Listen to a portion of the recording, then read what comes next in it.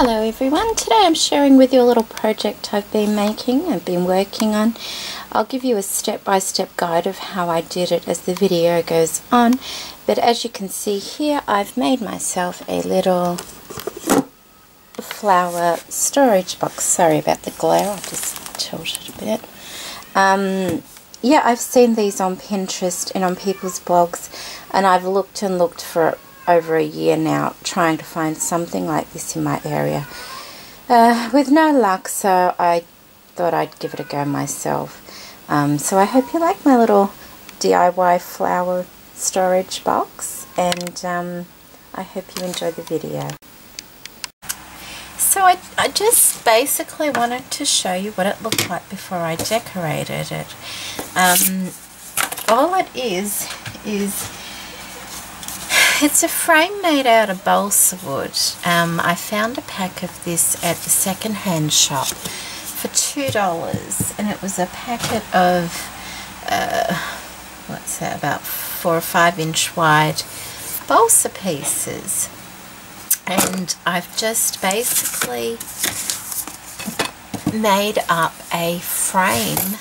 I've just taped it together at the moment, and I've glued it double thickness, because you can see how thick the sheets really are there. It's not long since been glued and it's still drying. And I've made a frame. It looks a bit crooked there, doesn't it? But I don't think it is. I think it's the angle of the camera. That's the side, like that. Just down on an angle, narrow at the front there. Just let me see if I can get that camera. No, it's as far back as it will go. As you can see, it's narrow at the front and wider at the back, and I've just made it like that. And what I did was I ran out of the balsa wood. I don't want to go and buy more, so I'm just using what I have on hand, which is cardboard. So I made some cardboard for the base that will sit in like that, and that's also double thickness. More of the cardboard. I've just made a piece the same shape as the sides, of course a little bit narrower because the sides sit on the outside of the back and the front, and this will be sitting directly in the center. And once that bottom part is glued and sits down, that will sit down flush with the front and back also. What I have is I have a couple of frames the same size that I also found at the second-hand shop, and they will sit on top like that, minus the pictures of course. That will be clear glass, and they will open up, and that will make it like a flower box. And they were originally $3, but not from the second-hand shop. I think they were about $1 each from the second-hand shop. And I also had already, I've got hinges that I had, and I'm no woodworker, but they're going to go on the outside of the box like that, so that will enable, they'll have to sit up just a little bit like that to enable it to be down on an angle. There's probably a proper way of doing this, but that's how it's going to be done, so that when it lifts up, it'll lift up on the outside, and the actual frame will be able to open all the way up, rather than it being on the inside and not being able to. So that's a look of my box before it's all decorated and finished off. These two pieces here I've left like that, just so that it can be glued down. Now I'm not going to give measurements and things like that, because if you want to make something like that, it's all dependent upon the frames, the size of the frames you have. My frames are going to they're going to just hang over the edge a little bit on the side and a slight little bit at the front, but not too much. I didn't want them sticking out, you know, like a porch or anything, but on the sides they will be like that, you know, just a little bit overhanging on the side. I don't think there's anything else I need to say about what it looks like beforehand at all. Not that I can think of. Okay.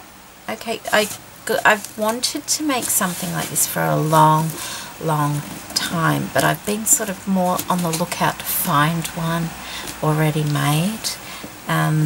Unfortunately, I haven't been able to find one, so that's where when I saw the balsa, I thought, I wonder if that will work. And hopefully it does. We'll soon find out, won't we? The ones I've seen though have like been three boxes on Pinterest and things like that. So, but I could only find the 2 frames at the time. Plus, I don't have an awful lot of room, so you know, 2 is probably a good amount for me anyway. Okay. So I'm just going to show you what I'm doing with the 2 little frames that are going on the box. I have painted, I've painted them obviously, both front and back, and I hope the camera brings up the finish on it. It's kind of got a powdery chalk finish to these. And what I'm doing is adding the wax over the top. Now, it's hard to say whether the actual camera will bring up the difference, but there's a slight sheen on the waxed. This is the waxed one, and this is the unwaxed one. And I'm not sure. I can't tell in the viewfinder whether you can see any difference, but you can certainly feel the difference. This is just beautiful to feel, whereas this one is quite, it feels like powdery, you know. I mean, it's not powdery, it's not coming off or anything like that, but it definitely has a drier feel. Now I'm using just a normal cabinet maker's wax. This is Gilly Stephenson's Cabinet Maker's Clear Wax, and I just got this from Bunnings Hardware in Australia. Not overly expensive, and it will last such a long time. And all I'm doing, I've just got an old rag here, lint free of course, so don't go using a bit of old towel or anything like that.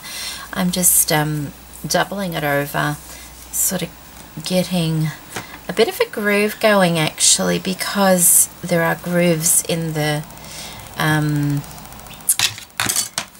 frame itself. Now you don't want any big chunks of wax on there, you just want a nice layer, and all you do is smooth that over like that. Just go up and down and leave it for a bit, and then do the front part, and use that groove on your rag to actually get into the groove on the frame. It's important that you don't put too much wax on these, because that can sort of go sticky and horrible.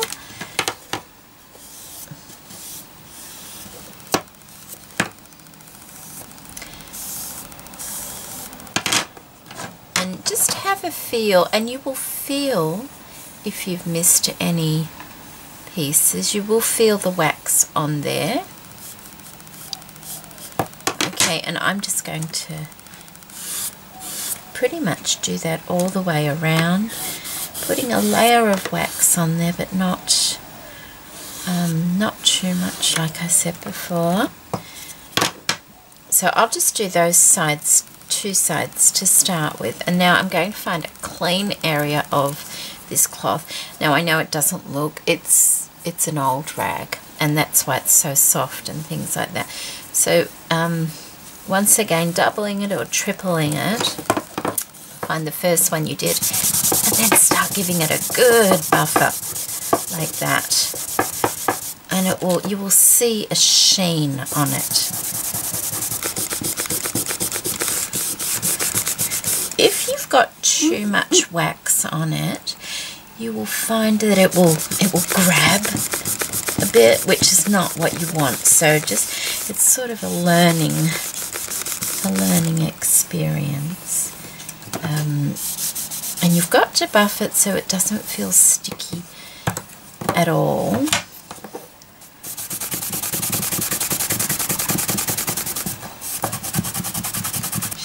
And the rag will just glide along it once it's nicely buffered up. There we go. Can you see the sheen on that? I hope you can. Compared to here where there's no wax. Hopefully that will come up anyway. Makes it easier to clean with too once you have a coating of the wax over the top, rather than the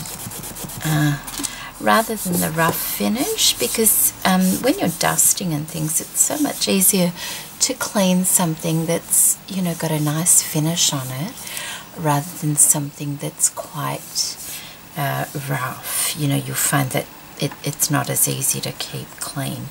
So there's half my frame done, and I'm going to go ahead and finish that both front and back. I'm doing the back side as well. Okay, I shall see you soon.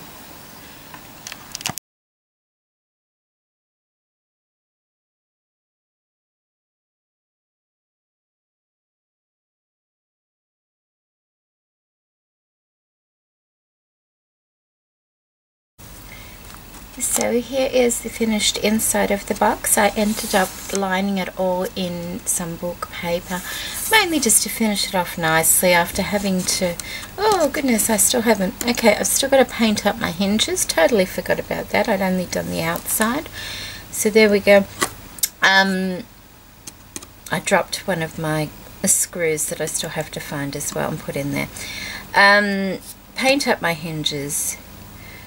I covered it in book paper because I had to gouge some little areas out for the hinges, and it sort of gave it a messy look, so I preferred to do the book paper.